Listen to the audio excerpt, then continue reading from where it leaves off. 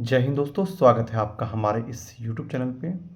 तो दोस्तों, बहुत दिनों के बाद आप लोग के साथ जुड़ने का मौका मिला है, क्योंकि अभी थोड़ा-सा हेक्टिक रूटीन है और आप भी जब डिपार्टमेंट आओगे तो क्या प्रेशर है, क्या वर्कलोड है, उसके बारे में तो जान ही जाओगे।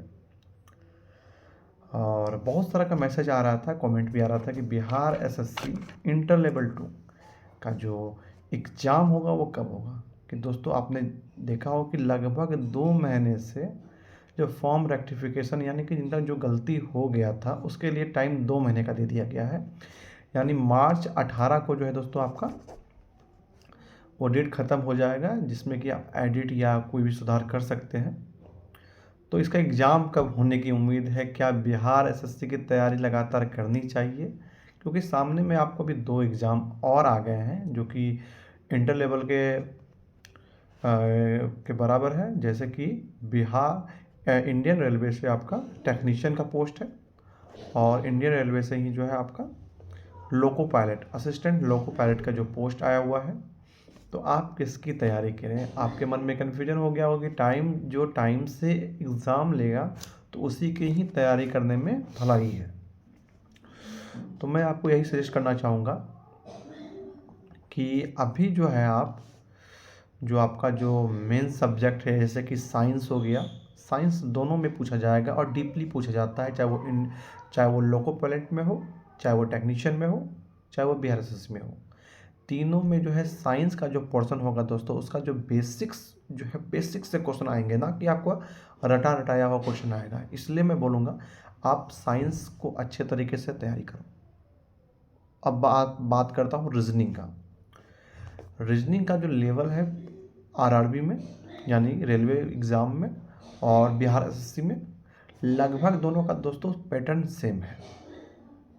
दोनों का लगभग पैटर्न सही है। आपको जो है आपके जो तर्क शक्ति, जो आप जितना ज़्यादा पीवाईक्यू कीजिएगा, चाहे वो एसएससी का हो, चाहे वो आरआरबी का हो, चाहे वो बिहार एसएससी का हो, आपको वहाँ क्वालिटी ऑफ क्वेश्चन मिलेंगे रीजनिंग के। अब मैं आ जाता हूँ बात मैथ का। देखिए, मैथ में भी जो है लगभग जो है अर्थमेटिक भी पूछा जाता है आरआरबी में और बिहार एसएससी में, और जो क्वेश्चन आते हैं एडवांस मैथ के बहुत कम आते हैं।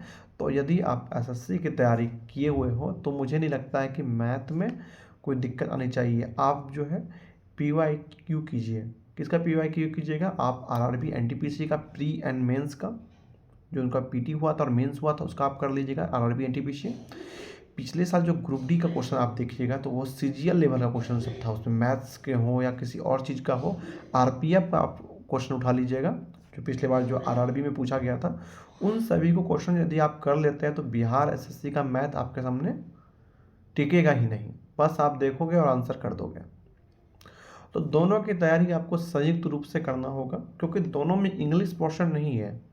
और बिहार वाले के लिए बहुत ही अच्छी अपॉर्चुनिटी है, क्योंकि बिहार में जो है अधिकतर स्टूडेंट का जो इंग्लिश का ही प्रॉब्लम होता है, जिस कारण से एसएससी में कहीं ना कहीं वो लोग रह जाते हैं। तो दोस्तों, अब बात होती है एग्ज़ाम किसका पहले होने का उम्मीद है, तो अभी जो है अनिश्चितताएं बनी हुई है। अभी जो है कोई भी यदि आपको डेट बता रहा है कि भैया इस तारीख को आपका एग्ज़ाम ले लिया जाएगा, तो फिर आपको वो नहीं मानना है। अभी जो है जब तक आयोग जो है कंफर्म नहीं कर दे, यदि आयोग कंफर्म करती है उसके बाद भी कभी कभी डेट चेंज कर देती है, जैसा कि हमारे समय में हुआ था, और लगभग उसी जो है समानांतर चल रही। जैसे B S S inter level 1 जो वैकेंसी थी, 7 सालों का जो सफ़र था, उसी के राह पे जो है बिहार एसएससी इंटर लेवल 2 चल ही रहा है। क्योंकि मैंने देखा कि लगभग 1 महीने का टाइम जो है आपका सुधार के लिए दे दिया गया, फिर उसके बाद 1 महीने बढ़ा दिया गया। तो संभवतः जो है उन सभी छात्रों को तो ज़रूर ही फ़ायदा हुआ होगा जो कि 1 महीने के अंदर जो है फॉर्म जो है रेक्टिफिकेशन नहीं कर पाए थे, शुद्ध नहीं कर पाए थे, उनके लिए अच्छा मौका था। लेकिन जो पहले से तैयारी कर रहे हैं लगातार, सोचे कि इस बार जो है बिहार एसएससी इंटर लेवल की जो तैयारी करके अच्छे से नौकरी बिहार में मिल जाए, उन सभी के लिए जो है कि इंतज़ार जो है दोस्तों लंबा हो गया है।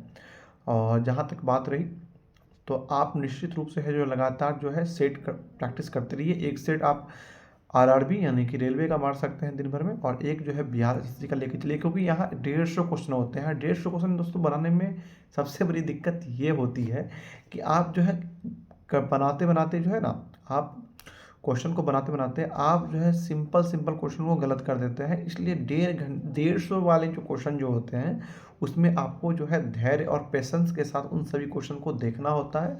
100 नंबर में ऐसा नहीं होता है, 100 नंबर आप तुरंत बना लेंगे, मगर 150 क्वेश्चन के लिए आपको लगातार जो है उसके लिए प्रैक्टिस करना पड़ेगा। 2-2.5 घंटे में कैसे हम उस क्वेश्चन को विश्लेषण करके उसके आंसर को टिक कर सकें, उस पर आपको विशेष ध्यान देना होगा।